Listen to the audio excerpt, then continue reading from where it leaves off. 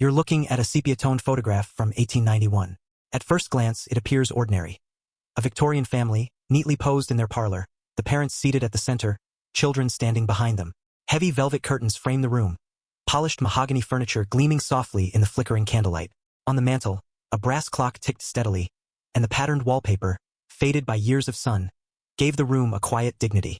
The air smells faintly of beeswax polish, candle smoke, and the musty aroma of old wood.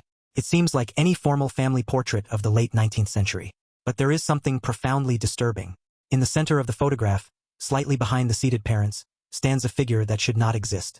Pale, ethereal, and impossibly still, she is unmistakably Emily Whitmore, the youngest daughter of the Whitmore family, who had passed away 3 days before the photograph was taken.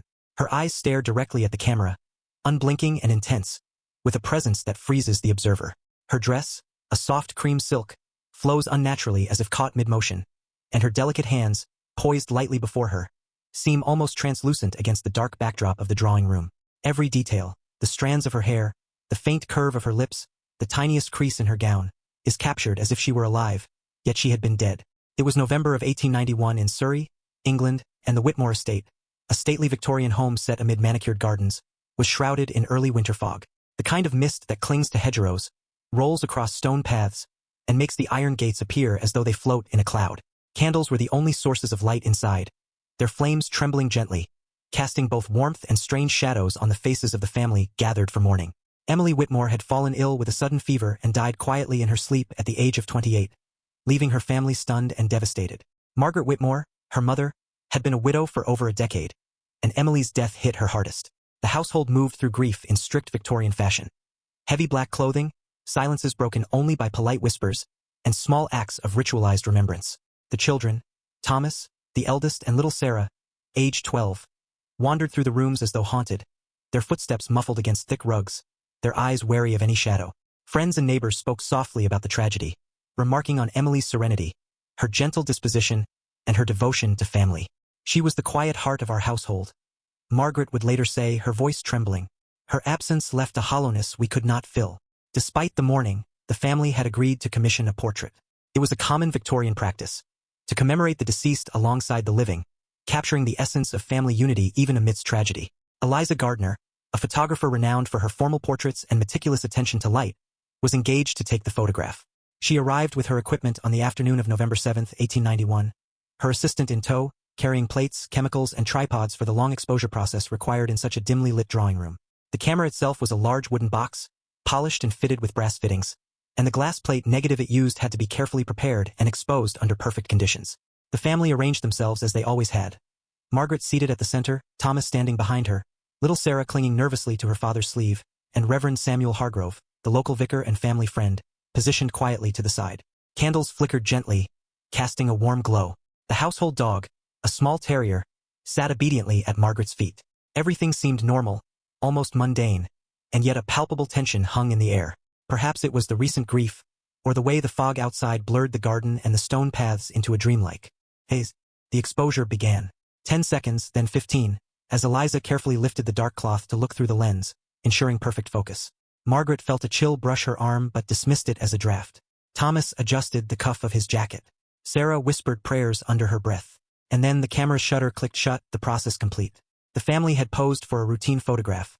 What could possibly go wrong? When the negative was developed days later, the impossible became undeniably clear. Emily Whitmore was there, standing, her figure fully formed, pale, yet detailed with perfect clarity. Her gaze pierced the lens, unblinking, unyielding. Margaret let out a small cry, clutching her hands to her chest. Thomas staggered backward, disbelief etched on his face. Reverend Hargrove knelt, murmuring prayers as his voice shook.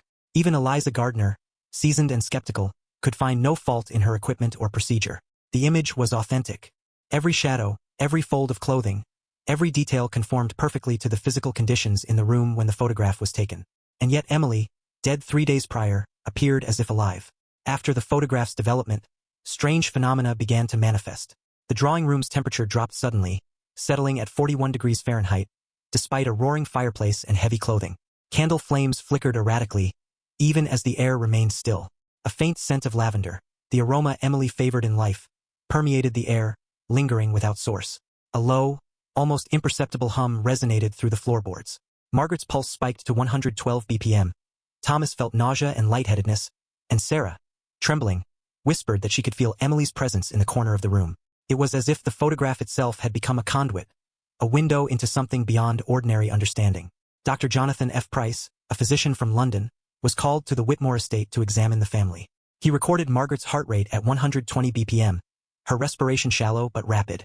Thomas's hands shook uncontrollably, pulse elevated, body temperature steady at 98.6 degrees Fahrenheit. Dr. Price ran tests neurological, cardiac, and sensory, but found nothing abnormal in standard terms. Their reactions were physiological yet unlinked to any observable cause. "I have never seen such acute manifestations of grief or fear," Dr. Price wrote in his journal. And yet the family claims to witness and feel a presence that cannot exist. Meanwhile, Professor Edmund R. Sloan, an expert in photography and optics, examined the negative. Magnifying glasses revealed details that defied explanation.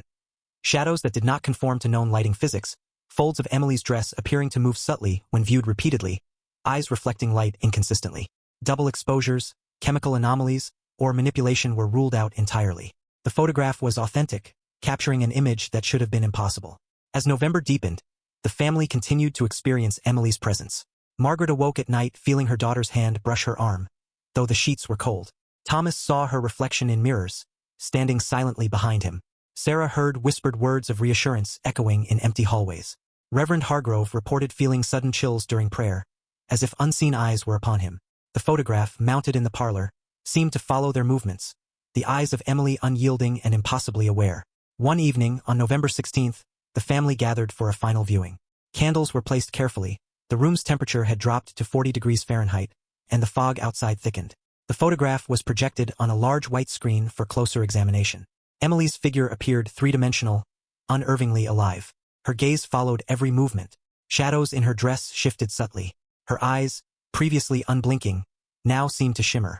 Margaret fainted. Thomas clutched the frame as if it were a lifeline. Reverend Hargrove prayed aloud, voice quivering.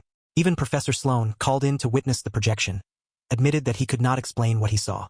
Over the next decades, the photograph became a subject of fascination.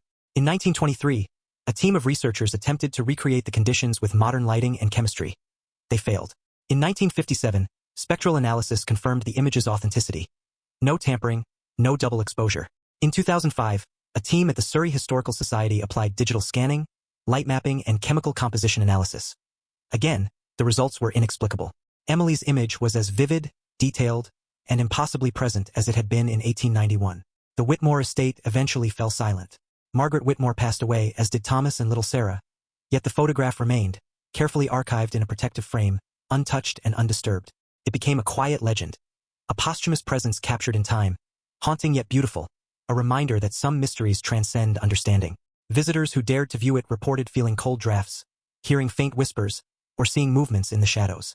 Emily Whitmore, the girl who never truly left, remained eternally present in her family's memory, and in the photograph that defied every law of life and death.